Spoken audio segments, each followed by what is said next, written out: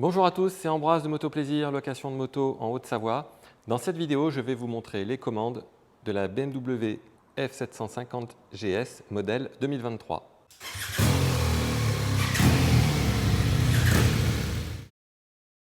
Alors, la BMW F750 GS dispose d'un transpondeur avec une clé physique ici.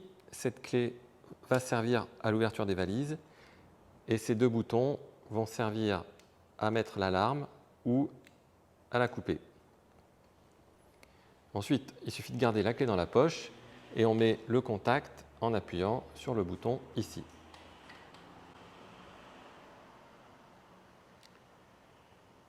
On va commencer par les commandes du côté gauche.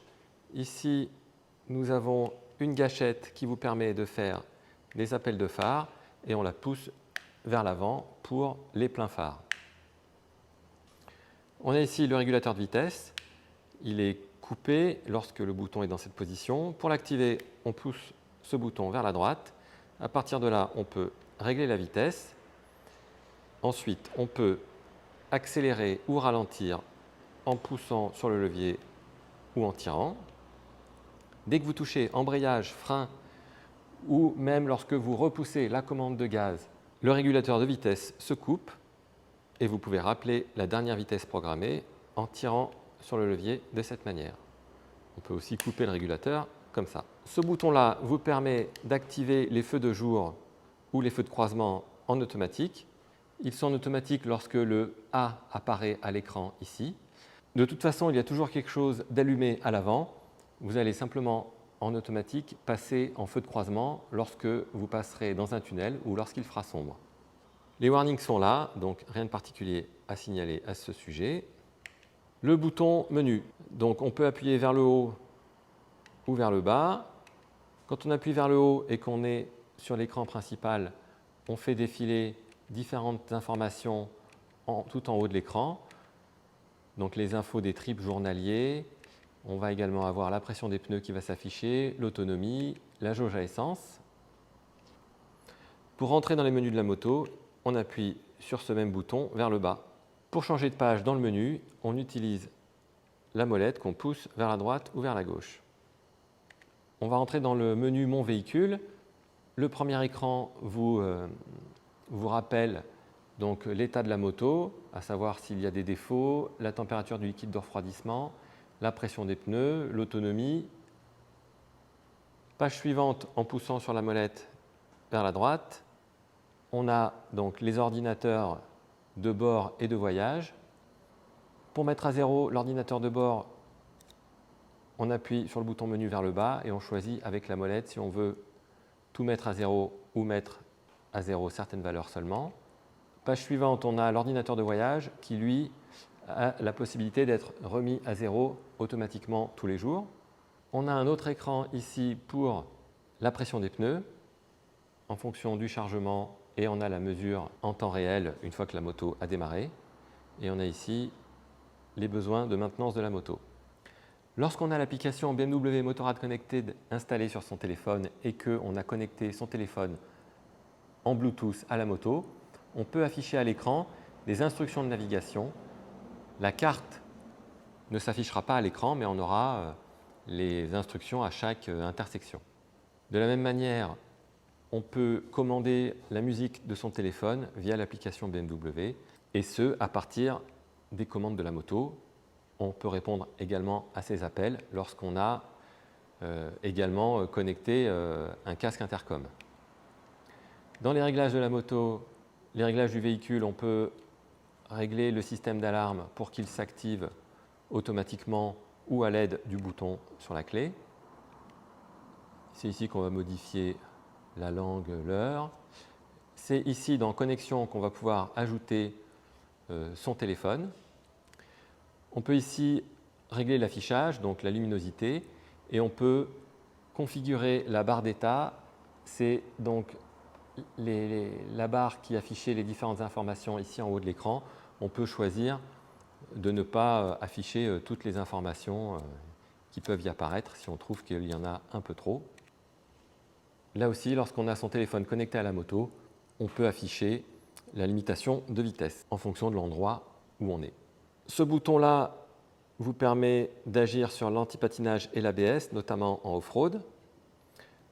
Ce bouton-là vous permet le réglage de la suspension.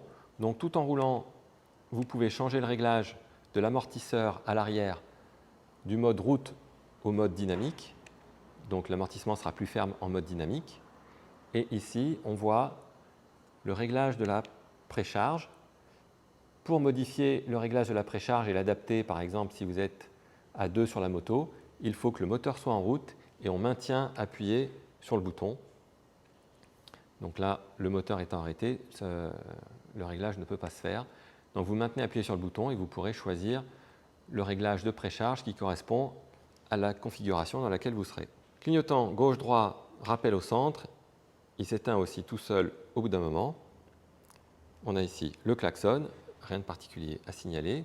On a une prise 12 volts format DIN côté gauche de l'écran et on a un port USB. C'est un port USB standard, hein, une prise USB rectangulaire du côté droit. Le bouton qui est ici vous permet donc de couper le contact. Pour verrouiller la direction, on maintient appuyé et on verrouille la direction. On passe côté droit, on a ici le bouton d'appel d'urgence de BMW.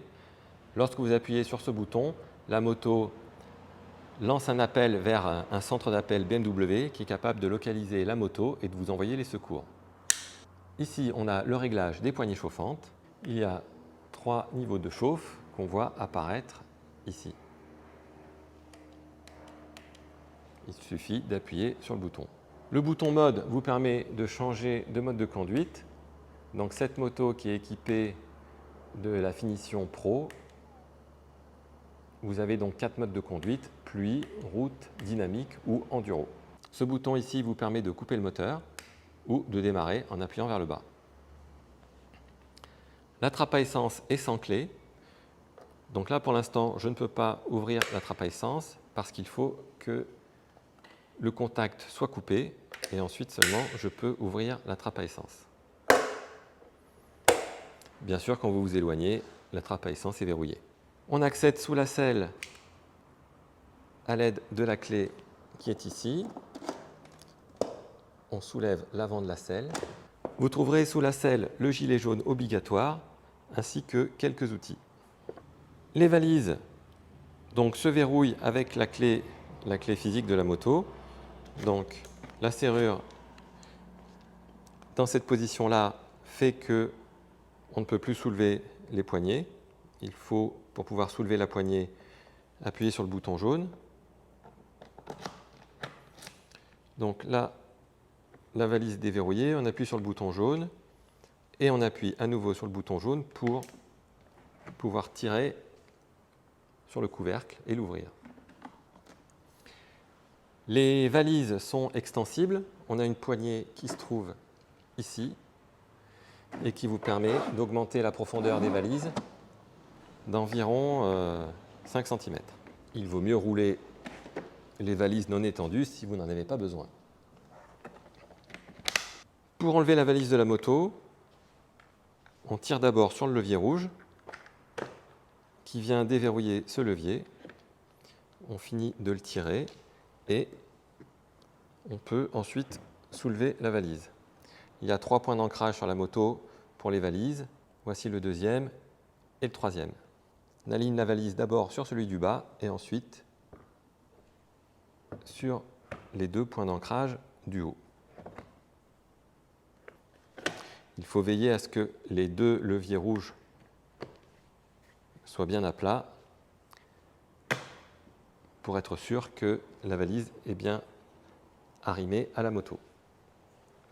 Le principe est exactement le même sur les 3 valises. Dernière chose, la moto est équipée du shifter montant et descendant. Voilà pour les commandes de cette BMW F750 GS. N'hésitez pas, si vous avez des questions, vous avez mon numéro de portable en haut à droite du contrat de location. Il me reste à vous souhaiter bonne route. Merci, à bientôt.